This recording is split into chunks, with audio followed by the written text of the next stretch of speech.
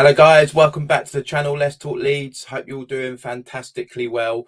Before we jump into the video, please smash a like, subscribe if you haven't already. Again, 50% of people who continuously watch me just don't click the button, just press it. Really helps out, and get your comments in. We're gonna talk about Coventry tomorrow and Daniel Farke's pre-match presser. But before we do that, I just want to talk about a couple of reports in the last few days or so about Sinistera and Brendan Arenson potentially returning to Ellen Road in January. Now, we'll start with Brendan Arenson. We know his time at Union Berlin hasn't gone to plan.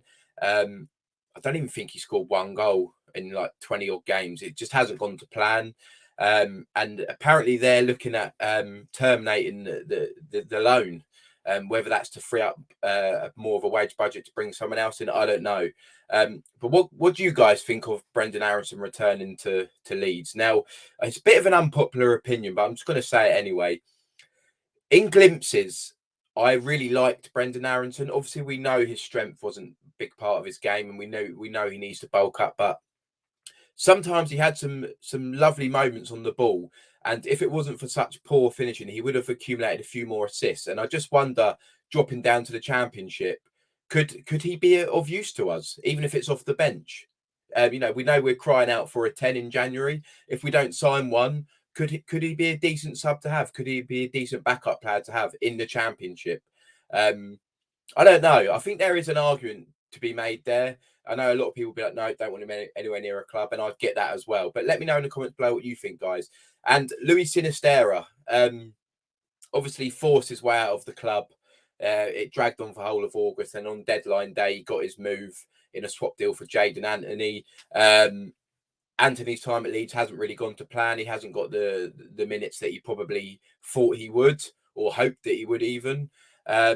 And it looks like a few reports are saying that Bournemouth want him back and will take Sinistera back, who also hasn't really, his time at Bournemouth hasn't gone to plan. He just started one game. I mean, he hasn't been, done too bad, but I don't think it's really gone to plan either way. So Sinistera is a bit more difficult than Arenson, because Sinistera is a baller, and I know that for a fact. He is a quality player, but he was really forcing a move out of Leeds, and I just don't think if he would ever be welcomed back. It was a bit different to Nonto, because Nonto, did stick around. Whether that's because of his move fell through or because it didn't quite come off for him, but he did stick around and he has been playing. So could Sinistera, end up like Nonto? Could we forgive him? I don't know. Get your comments in the section below, guys. I'm really interested to see what you all think. For me personally, it sounds like a real happy clapper comment, but I think having Arenson and Sinistera from January to the end of the season, I don't think it does any harm at all.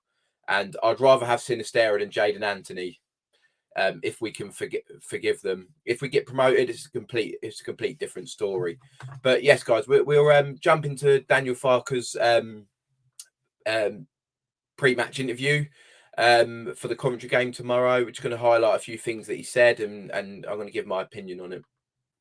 So now we're just going to have a little look at Daniel Farke's pre-match presser.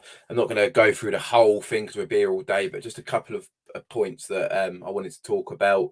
And once we've done this, then I'll give you my predicted lineup for Coventry and match prediction, etc., etc. He was asked if he should, change the team a bit more, considering we're having games every 4 days, rotate a few players, etc. And he pretty much said no. He said 4 days, they're top athletes, they're paid a lot of money, they should be able to cope with having a game every 4 days. That should be fine. And I get that as well. He also said, he was sort of asked why he doesn't rotate much and he just keeps the same starting lineup. And obviously managers do this differently, but he said he doesn't like to interrupt momentum, form. If a player's playing well, he wants them to play. He doesn't want to drop him for a week, then bring him back in and disrupt it. And he says that he's done that throughout his whole career. He just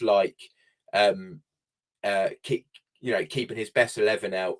And unless a change is forced or someone has 2 or 3 bad games, he said someone can have 1 bad game, but once it turns to 2 or 3, they're out of the team. And you know what, I kind of like that. Whether it will stay like that over Christmas, you know, obviously the game of Boxing Day, then what, the 28th or 29th, I don't know. But in general, he pretty much says I don't rotate because I like to keep the same team out. I like to keep the momentum. And he's asked, you know,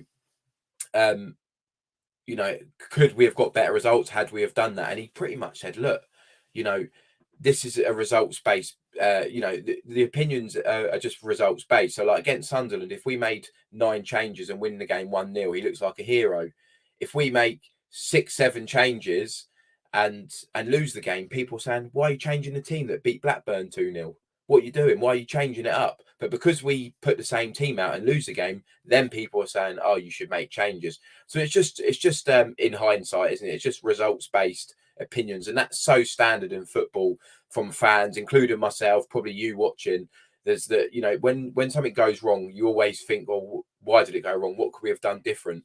When really it would just be the flip of that. If he changes the team and win, he looks like a genius. If he changes the team and we still lose the game, it's, well, why did you change the team?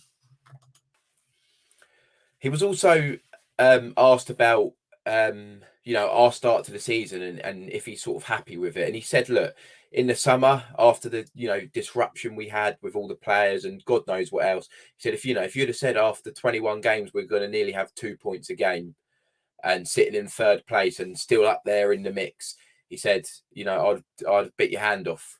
So he's happy with it. And he pretty much said what we're doing and the performances and the results that we've got shouldn't be looked at in a negative way just because there's 2 other teams doing better. And that's pretty much the tweet that I said the other day. I said, are people genuinely disappointed with Leeds' start to the season and our performance over the first 21 games? Or are you just getting a bit frustrated that Leicester and Ipswich are just relentless and keep winning week in, week out, week in, week out?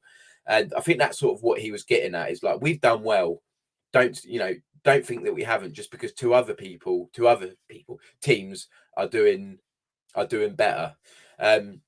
He was asked about Ampadu. He said that the last three or so games, his forward passing could be a bit better. But he said overall he just had a terrific season, and even when he does have a bad game, he still puts in a 7 out of 10 performance. He also, about injuries, he said no one's going to be returning from injury other than Firpo is getting close, so that means I'm guessing Byram's still out. So we'll look at my predicted starting lineup just now, guys.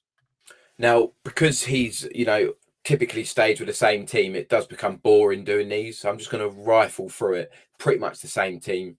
In fact, the same team: Meslier, Gray, Rodon, Strauch, Spence, Ampadu, Kamara, James, Perot, Somerville, Ruta. However, I do think there's a couple of changes that are borderline going to happen. I mean, Byram would have come back in, but by the sounds of it, he's still injured. Nonto. Now, I think Nonto is close to getting back into this team, and I think it will be in place of Perot. I think, Daniel Farke said, as I just said, you can have one bad game, but 2 or 3 and you'll come out the team and someone else will get an opportunity. I think Perot's been slacking a bit lately.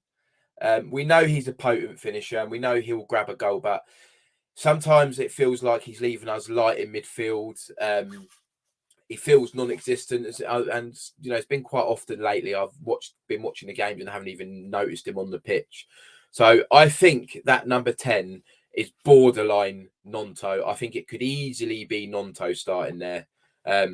If not, I think Perot's got one last game to put in a good performance. Otherwise, I think he'll lose his spot for a couple of weeks to Nonto. Let me know what you think in the comments below, guys, about your predicted starting lineup, and if you think Nonto or even Jayden Anthony should be put back into the team after that performance against Sunderland. Listen, guys, I don't think Coventry will be an easy game. However, they're sitting pretty well. They're 14th in the league. Their form of late has been better. In their last 6, they've picked up 3 wins, a couple of draws, one of them against Southampton, and the only game they've lost in their last 6 was against Ipswich. So they're no mugs, and I think they are hitting a bit of better form now, and getting used to Mark Robins' playing style a bit more. Also, their striker Godden, he's been injured lately, but he returned against Southampton on the bench. So apparently he might be back in the squad, who's a good player. I think he scored 7 goals this season, so he'll be one to keep an eye on. But look, guys, I always feel like home games are just about us. If we can get it right, if we can get our fast flowing attacking football going, we'll be fine. We don't need to worry too much about who the opponent have or haven't got. Listen, they're a mid-table side away from home. They've only won 2 games all season out of like 11, I think. So we should win the game. We're unbeaten at home. I can't think of any excuses. We've got no new injuries. You know, it's not going to be comfortable. It's not going to be easy. But I think we'll get over the line. I think we're going to win the game 2-0. 2-0 or 2-1, but I'm going to go with 2-0. And we're going to bounce back from that horrible game at Sunderland. And hopefully the positive vibes will start picking up again. Obviously, Ipswich have got Norwich as well. So, it's, you know, you would think Ipswich would win, but these derbies, they do have some. I was looking through the previous scores earlier, and there are some very funny results in there. And I think don't Leicester travel to Birmingham on Monday night? Just double check that. Yeah, Leicester travel to Birmingham Monday night. So who knows if we can get a win, might be able to put a bit of pressure on. Although of late it doesn't seem like they feel any pressure. But it's important that we just take care of our own business. Forget about Ipswich. Forget about Leicester. Just go out there, put a convincing performance, and get a win, a clean sheet, and everything will feel much better again. Guys, thanks for watching. Hopefully you've made it the whole way through. Please leave a like, subscribe if you haven't already, and get your comments in covering any of the topics and subjects we've just covered. I appreciate all your support. I hope you enjoy the game tomorrow if you're going. Or if you're not, if you're just watching it, I hope you enjoy it, and let's hope we can get back to winning ways. Cheers, guys.